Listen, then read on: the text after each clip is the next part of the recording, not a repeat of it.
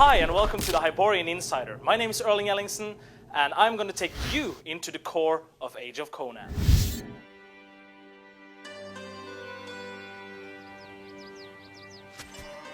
Hi and welcome. In this edition of the Hyborian Insider we're going to be talking about crafting and we're going to be talking about city building.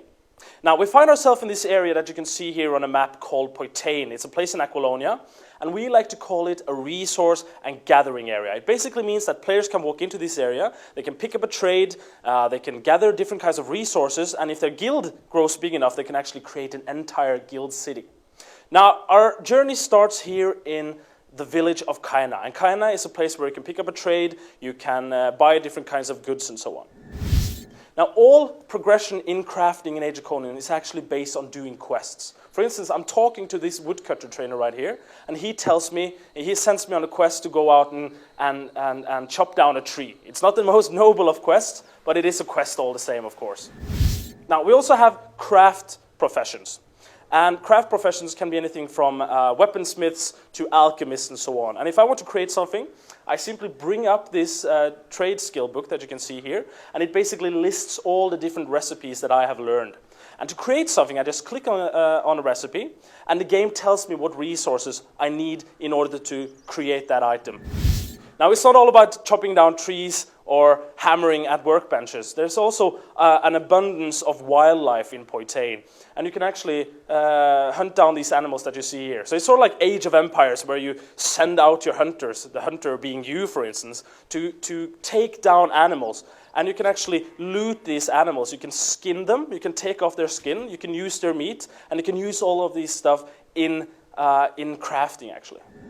Now, eventually, your guild is going to be big enough that you will be able to create a player city. So your guild would just go into this area that you can see here. It'll claim a portion of land, and it will interact with these foundation stones that you can see here to create different kinds of building that will benefit your guild directly.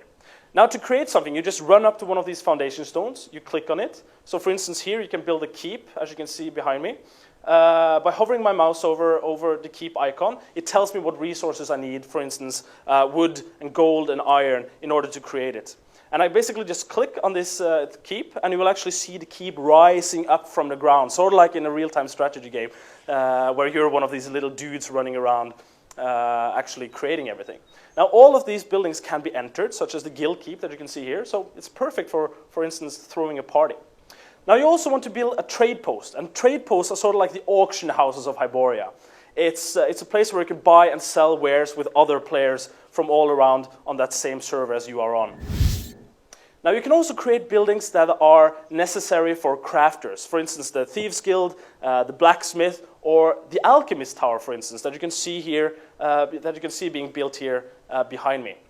Now, if I build this Alchemist Tower that you can see here, all the alchemists in my guild will have special benefits. They will be able to create potions that no one else are able to create unless they too are in a guild that owns an alchemist tower. So you really get that extra edge.